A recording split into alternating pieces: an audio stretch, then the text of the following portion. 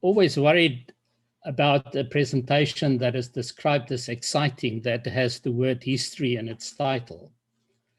But I do think that by having a historical perspective, that in fact provide us with perspective. And personally, I find some of this history that preceded these population cohorts that IHCC is famous for, absolutely fascinating. And it is very interesting to me how certain concepts that are still important today had their origins many years ago. And so I hope to be able to share with you some of that interest, and that it might be useful to you as you work in the world of longitudinal population cohorts. So in my talk, I'm going to focus on a particular type of longitudinal population cohort, namely what is known as health and demographic surveillance systems, abbreviated as HDSS. Fundamentally, HDSS is a simple concept. A cohort starts with a defined geographic area, the enumeration of all individuals and households in the area, including included in the spatial including the spatial coordinates of the dwellings where they reside. This enumerated population in the surveillance area is then followed over time through regular household contacts, usually several each year, during which pregnancies and births, deaths, in and out migrations are recorded accounting for all the in and outflows of this dynamic population cohort. It's important to understand that HDSS is not restricted to this basic demographic observations, but really respond to the need to accurately account for the population at risk of an exposure or subject to a particular intervention that is being studied or intervened against in this population. This implies the ongoing collection of phenotype information by measures and samples, and health and other service utilization and outcomes, providing through record linkage an insight into how the population is accessing healthcare or other services such as social support services, and providing a kind of a unique perspective that you don't have by, as what is more commonly the case, where you proceed from these health service records and try to infer from that the status of the population that is making use of those health services. There are a lot of biases, etc., that comes into play, most important of which is the fact that not everyone that is supposed to access a service are in fact able to access those services. And that is a big blind spot in facility-based health data and records.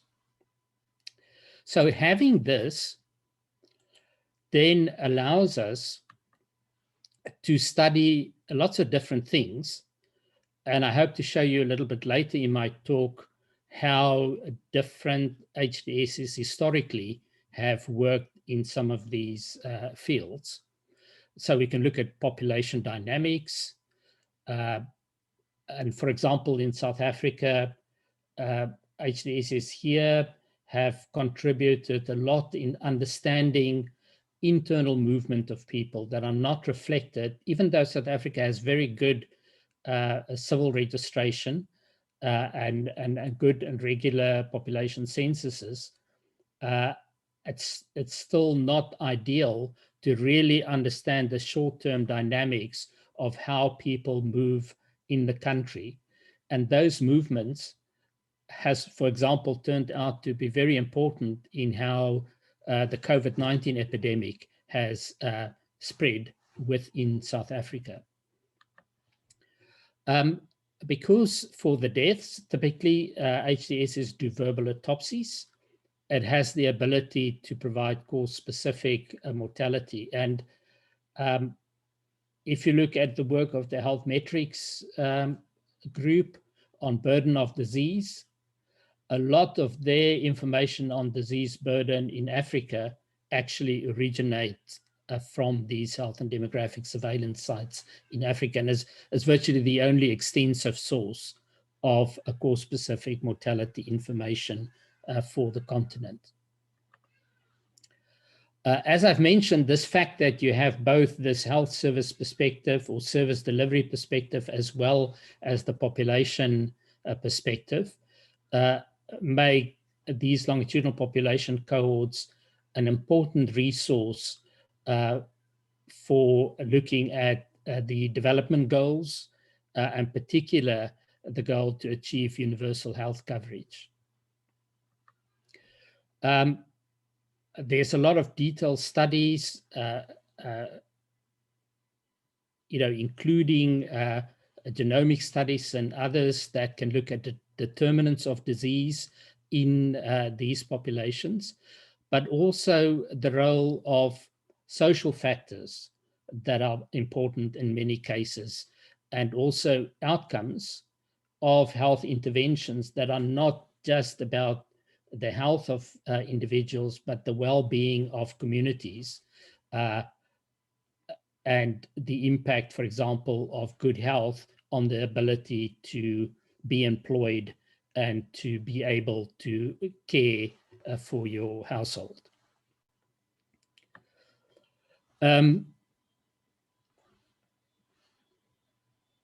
It also provides, in a sense, a population laboratory where one can study the impact of policy decisions. And you will see later on how HDS is contributed, for example, to measure quite accurately the impact at population level of major public health interventions, such as the widely provided antiretroviral treatment in the latter part of this decade, the previous decade. Because HDSs are spread widely over the continent, but has the ability to really look quite in detail at a particular geographic environment, they're also suitable to study climate change and to try and solve the difficult problem of attributing the actual impact of climate change on health. I want to now jump to a different piece of history. And that piece of history takes us back more than 60 years to South Africa in the 1940s, to a place in the Mpumalanga River Valley called the Pulela Community Health Center that was established in the 1940s by a remarkable couple, Emily and Sydney Kark. And if you can see this tiny little map, this is where Pulela is. It's not too far from where I live, which is over here. They, for the first time, really conceived of an approach where they said that that you have to bring the delivery of health services closer to the community, out of the hospital into the community, and even closer through community health workers into the household. But that you cannot just respond to what you see in your health service, the diseases that you may be diagnosing in your health center. You have to also understand the community and study the community to provide you with an insight into the actual health needs of the community. And if you look at Sydney's own words from the 40s, you will find those particular components that I've just described that is part of demographic and health service, part of dynamic population cohorts. So we said we selected an area of homes overlooking the Nkuma's River. Here you have your demographic boundary. There was no existing maps of homes in the area, nor was there any system of numbered addresses. Using field compasses, we located each homestead on the map, gave it an address, and recorded the census of each family within. That is many years before GPSs and what we now take for granted, the very accurate mapping of each homestead in these HDSs using GPSs.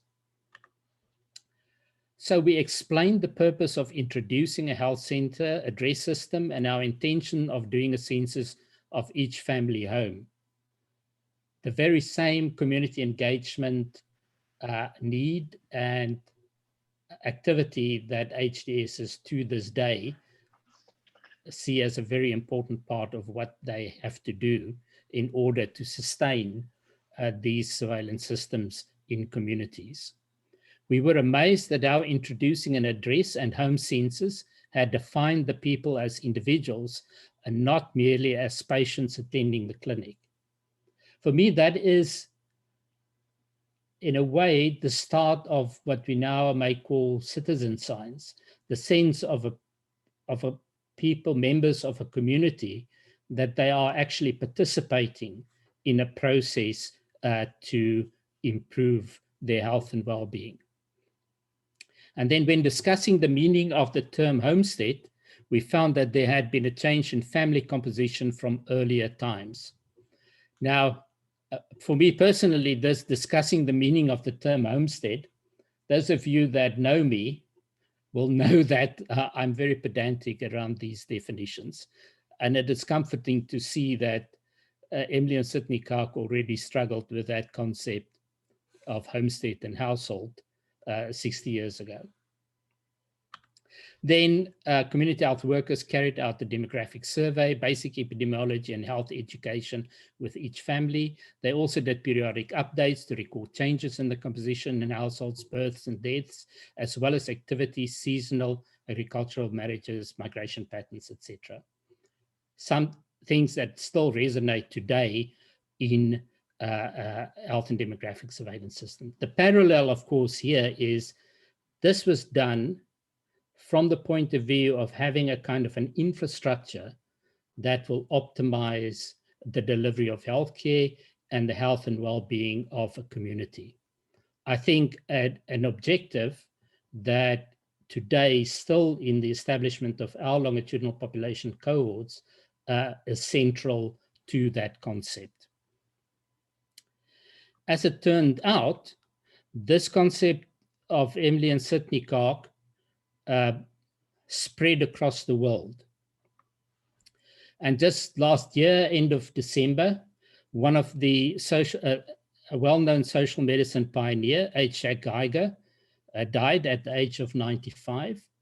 As a young medical student in the 50s, he spent several months at the Pulela Clinic and went back to the US and had a major impact on health and rights, human rights, and was the co-founder of 2 organizations that received 2 Nobel Peace Prizes, for example, a giant in the field of social medicine in the world. But he had his inspiration from this little place in KZN, in rural KZN, South Africa. And it's also this concept of community-orientated primary care spread elsewhere to Brazil, to Cuba, and the Karks themselves, eventually when the apartheid government in South Africa made life unbearable for them, they left first to Columbia University in the US, and then shortly thereafter established the Department of Social Medicine at the Hebrew University, where they continued to develop concepts of public health and and the first masters in public health, for example, was established there. And there is a path through these developments to the very famous Primary Healthcare Declaration of Alma-Ata in 1978. So then on to health and demographic surveillance systems and a bit of their history in Africa. One of the earliest, if not the earliest, health and demographic surveillance system, although I don't think it was actually called that, or demographic surveillance, it wasn't actually called that by the scientists that established the Gwembe surveillance in 1955 to study the social impact of resettlement to create Lake Kariba. But that went on for more than 25 years and document the impact of resettlement and social change within the local communities around, or rather on the Zambian side of Lake Kariba. In 1962, in Niagara, Senegal, in order to see whether reliable demographic and epidemiological data can be recorded from African populations. Remember, at that time, there were no census, no vital event registration, etc., and very little information about basic population parameters such as mortality, fertility, etc. And so Niagara was established, but it developed, and in the late 80s, it was a site for measles and pertussis vaccine trials. And one famous finding was illustrating the detrimental effect of high-titer measles vaccine and so this also illustrates how these sites over a long history had responded to different research questions and challenges over time.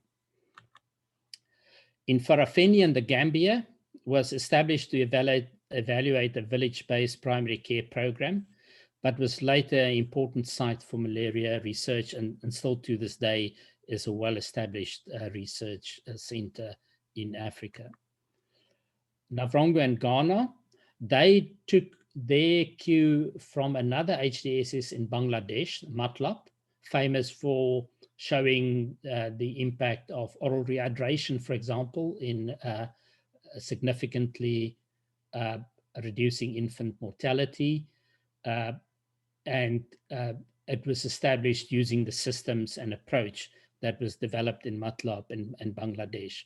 But they also known as the place where vitamin A supplementation to reduce child mortality was shown. In Butajira in Ethiopia in 1986, was established to build capacity and epidemiological research, and linked with the University of Addis Ababa, a long line of very influential epidemiologists got their training at Butajira in Ethiopia. And it was also an early site where verbal autopsies was developed and implemented.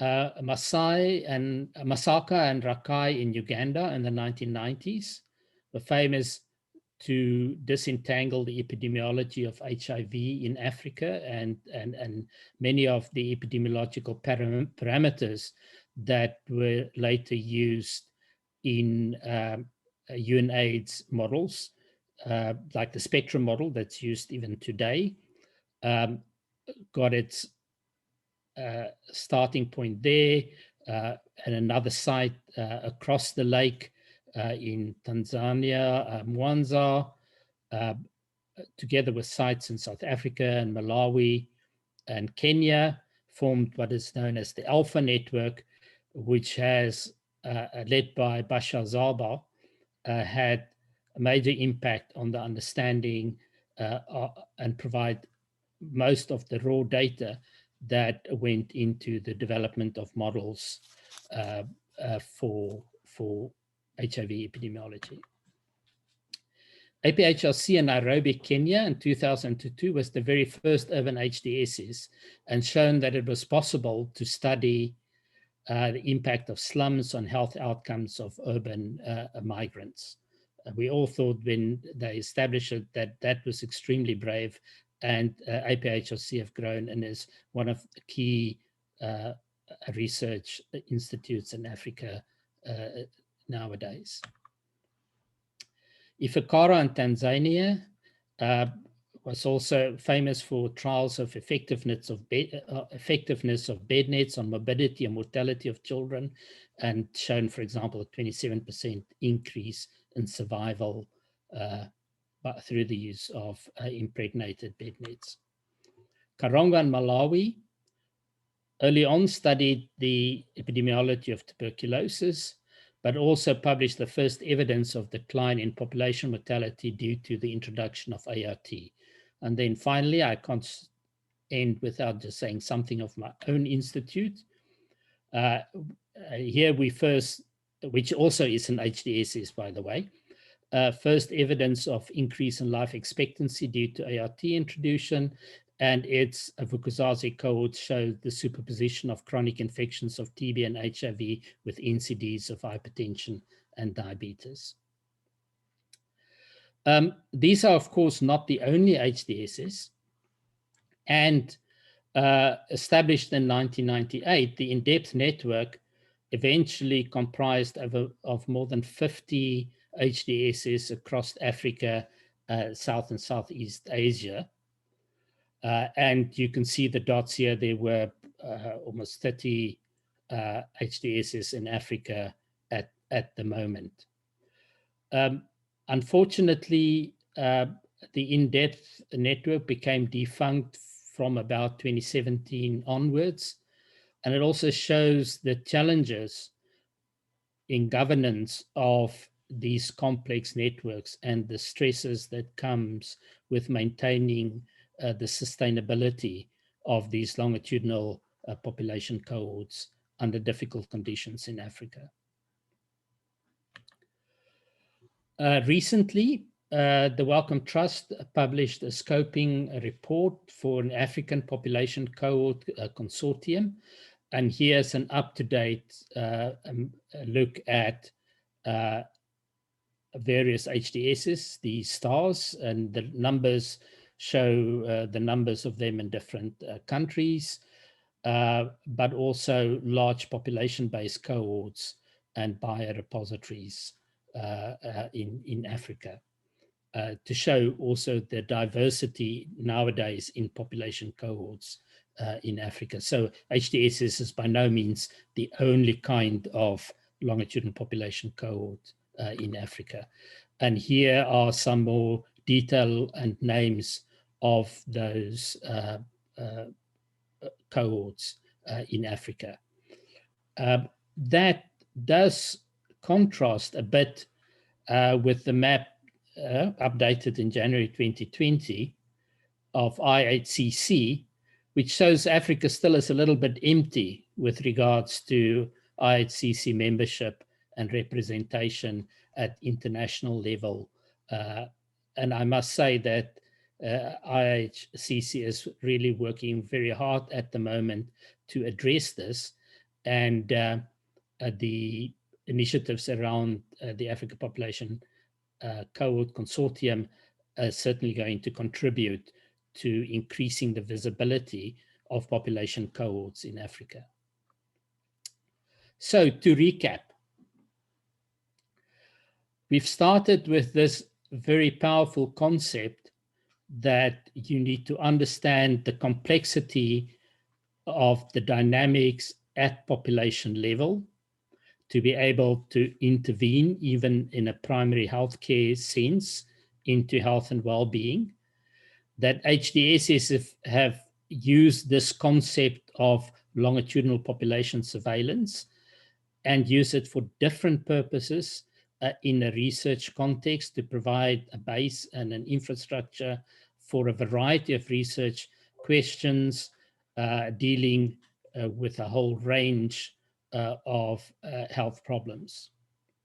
However, at the IHCC summit earlier this year, Mary De Silva presented a very interesting paper on LPS, longitudinal population studies, as disrupting population health. And she issued a challenge in that presentation on how two longitudinal population studies and those of us that work in the field to really realize this potential.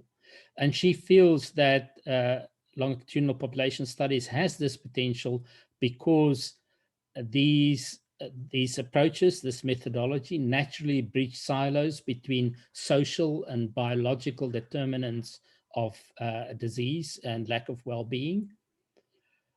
They have the ability to work across systems, from cells to circuits to individuals to families to communities and to nations and regions and continents and the world, in fact. They naturally include the multiple complex systems, and that is one of the challenges, is for us to develop the tools and to bring together a range and a variety of these cohorts in order to really get to grips with the multiple complex systems that impinges upon population health. But they provide, as I've shown, flexible platforms for discovery and translation. I must say that there is increasing appetite amongst countries in Africa and institutions in Africa to realize and support these longitudinal population studies. For example, in Ethiopia, support a network of HDSS through the country. In Ghana, many of the key staff in the 3 HDSS in Ghana is actually on the payroll of the health services.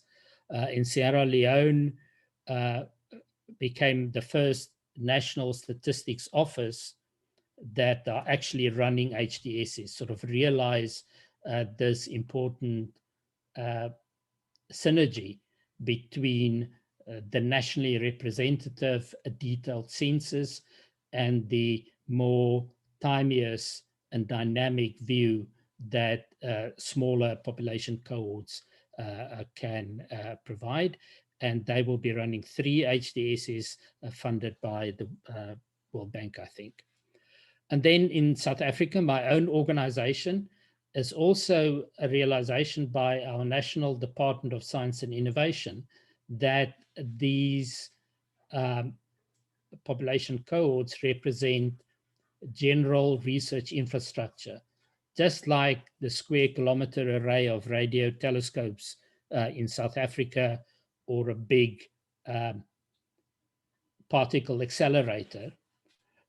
These are, in fact, that HDSS or longitudinal population cohorts are, in fact, the particle accelerators of population science.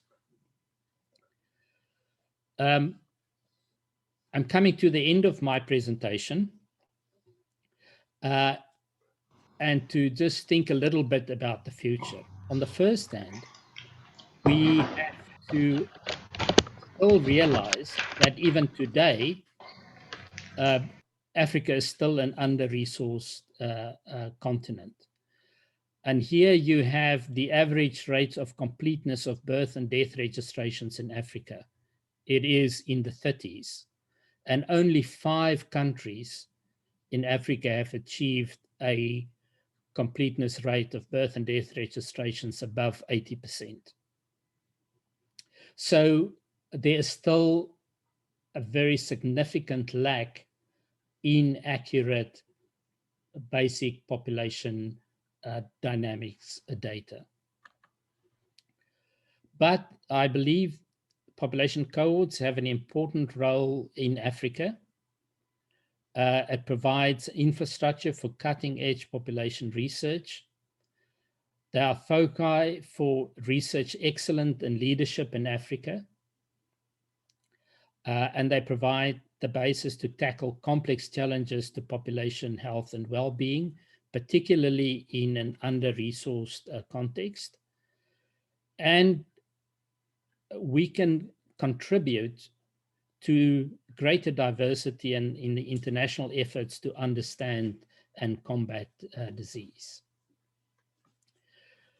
Thank you. And concluding, just to again just highlight this initiative to establish a African population cohort consortium.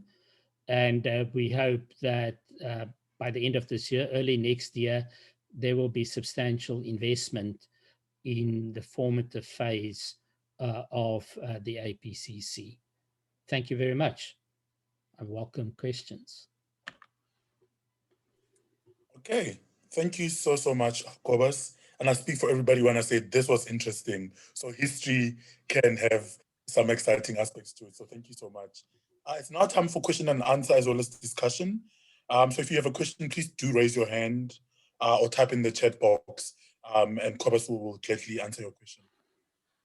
We have a bit of time, about 25 minutes, so we do have a lot of time to go through any questions that you might. Oh, there's a hand. Willem, go ahead and ask your question. Hi, Kobus. Thank you very much for that presentation. I just wanted to, these big cohorts, how are they sustained with funding over the long periods? I mean, how I can imagine that must be one of the biggest challenges to survival. Yeah, the answer is with difficulty. I mean, the fact that many of these surveillance systems have been sustained, I would say several factors. In some cases, they've been lucky to have had some government support, of course, like SAPRIN and the Ethiopian Ghana sites that I've mentioned. In many cases, by being extraordinarily productive in terms of research and continuing to have investment in research studies in these sites that through indirect funds or sometimes direct funds maintain the surveillance. But sites like, for example, I've mentioned Ifakara in Tanzania. They've been extraordinarily productive, but they, at a certain point, there was just no longer sufficient studies with indirect funding to maintain the surveillance, and they had to stop their surveillance. In other cases, sites have a relationship with a particular research funder that sustain the site over a longer period of time. Probably the more famous of them would be the KEMRI Wellcome Center in Kilifi and Kenya, but also in Malawi, sites there. And there are other sites, for example, supported by a Japanese research council. There are sites with German funding in Burkina Faso, for example, and so on. So there's one of the challenges for something like the APCC is to, and I think there's an appetite for this, is to work with funders to really address this issue of long-term sustainability of these cohorts if you want to achieve the sort of things that I was talking about.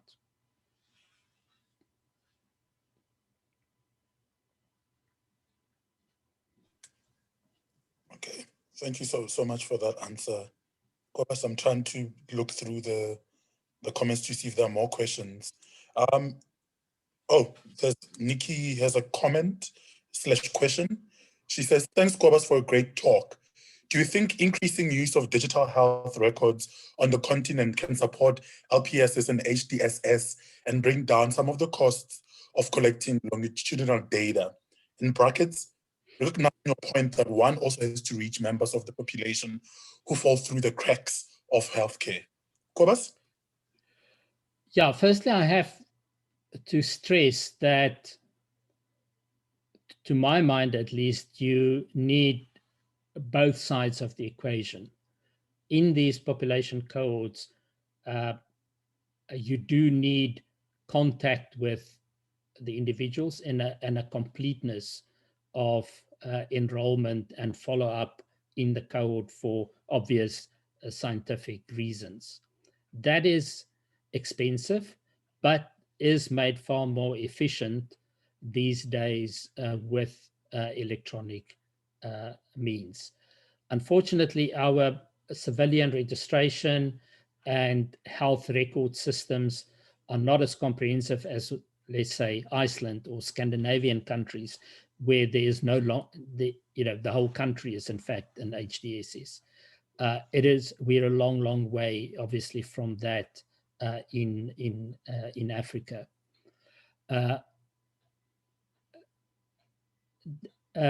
Things such as the far greater pervasiveness of mobile phones, for example, do make it possible to collect information remotely, so to speak.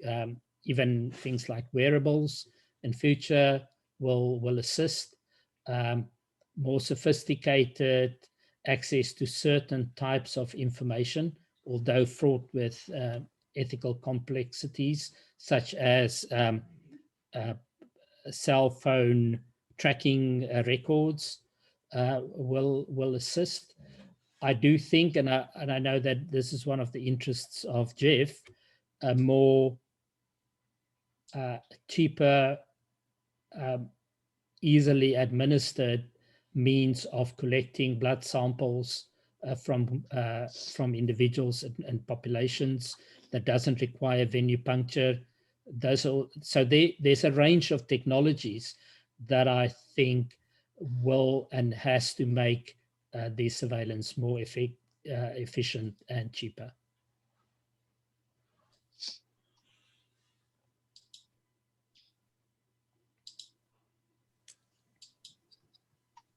Okay, thank you so much for that, Kobus. I'm looking through to see if there are any more questions or comments.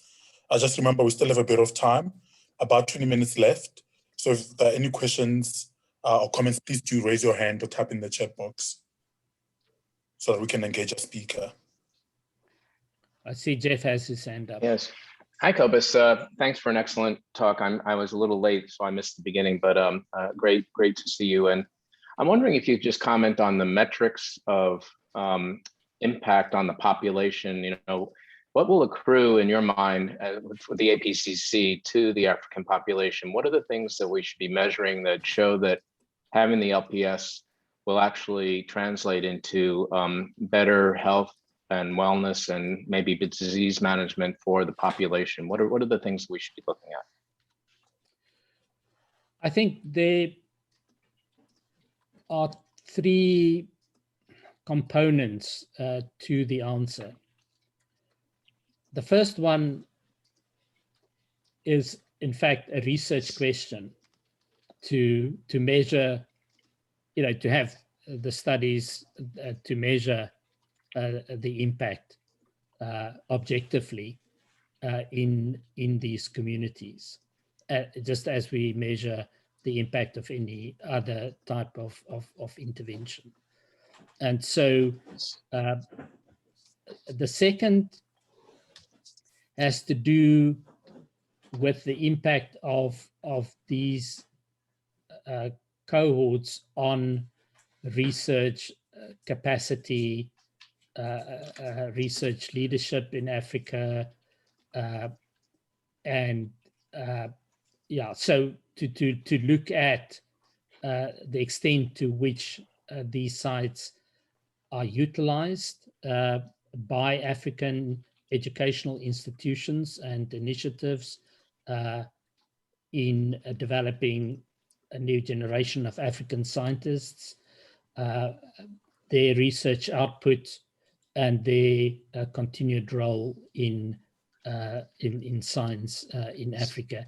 And thirdly, would be to look at how decision makers, both national entities and governments, as well as regional entities, engage with these cohorts or through an organization potentially such as the APCC, and the impact that they have in policy decisions, and even the presence that they have in policy decisions. And it is from that point of view, what, among others, why I think it's so important for African governments to invest in these infrastructures. Because I've seen with SAPRIN, simply because of the fact that we are funded by a national department, we are considered and have a seat at the table at high-level national policy observatories and so forth, where we can contribute the information and have the attention of decision makers. So that is, I think, a key component of the ability of these networks to have an impact. Thank you. Okay. Oh, sorry, Jeff. Jeff was saying thank you. There's another question that we have, Kobus, from Temba Mutemaringa, who's saying, thanks for the presentation. Just want to ask if you can provide some insights on the skills development component. Are there any institutions on the continent that are providing training that is focused on population science skills that are needed for HDSS? That's from Temba. Kobus? Yeah, that's a good question. And I wish I can answer that very accurately. So take my answer with a grain of salt. I think that your first point of call would be various universities that are associated with these sites. So, for example, in Ghana, the University of Ghana have a department there and an institute called TRIPS that have been for a long time associated with demographic surveillance and the skills and the methodologies associated with it. Similarly, in Makerere University in Uganda, they and departments within the university do run some of the health and demographic surveillance sites in Uganda. In APHRC in Nairobi have a very active program. One of them, CARTA, that is a sort of a network of capacity building, is relevant in this regard. In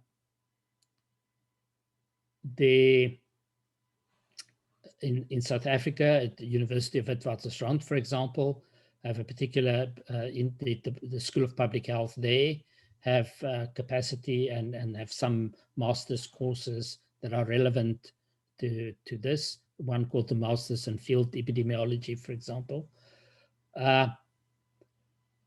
Yeah, so, but Temba, which country are you from? I'm from Zimbabwe, and yeah, but I've been here for more than 10 years now. So you're in South Africa. So yes. Yeah, then I've mentioned the possibilities there.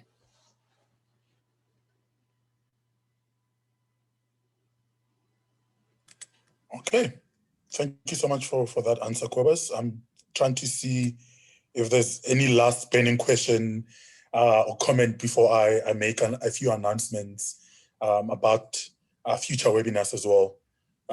We still have time, so please do engage a very interesting and interested speaker who's answering all the questions that are being filtered towards him. There's another question from Nikki. Nikki Tiffin, please go ahead and ask your question. Hi, thanks. So I won't type it in this time, I'll just speak. Thanks, Kobus, for this great presentation. I'm interested in the community engagement programs that you must have had in place, you know, from your own experience, but also across the continent, and how you managed to get buy-in from the populations who are so integral to these kind of studies. So I would just be interested, you know, in your personal or other insights as to how to effectively manage community engagement so that it's kind of a real process with proper buy-in and you know, genuine engagement. Thanks. Yeah, that is a fascinating topic, and there are others that are also experts in this field. So, for example, there's someone at Kemri Wellcome Trust in Kilifi that's an expert in this respect, and also at the University of Ghana, in fact. So there are a couple of aspects to it. One, of course, is the need to present the findings and sort of the ongoing surveillance to the community in ways that they can make use of it. The other aspect is how to involve them on an ongoing basis in decisions around what research is conducted and how that research is conducted.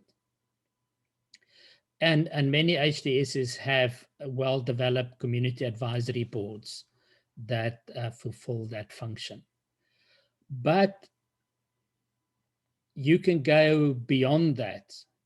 So, for example, at the Agincourt site, there are very interesting sort of,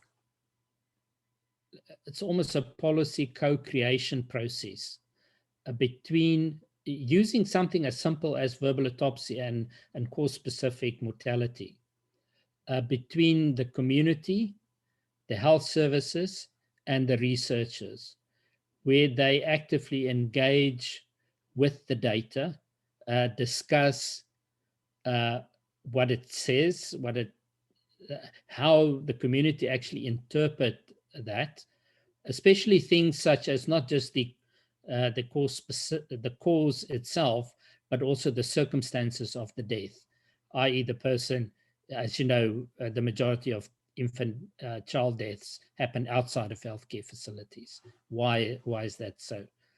And this is something that the community can engage with, and something that the health services can engage with as well.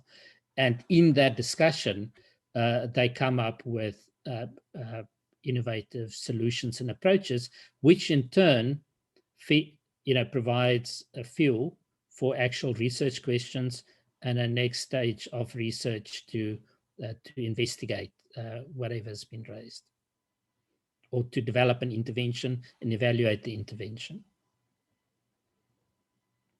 So I sort of think of it as citizen science, right? So for me, the ultimate HDSS is really a partnership between researchers in the community, where the community is as passionate about research and as interested in research and as engaged in research, and constantly challenge the researchers around the research that they do. Thank you. Okay, thank you so much. We have about 5 minutes left, so I'll just give one last question, because then I want to make a few announcements and thank our speaker as well. So this is your time or your chance. If you don't speak now, forever hold your peace. So I'm going to count down for like 10 seconds to see if there are any hands raised or questions that are being tapped in the chat. Comments. And by the way, you can also try and email our speaker, Kobus, if you have any sort of collaborative ideas or more questions that are going to take more time to sort of engage with, you can freely email our speaker as well, and I'm sure you won't mind responding to those emails from new attendees as well. Not at all.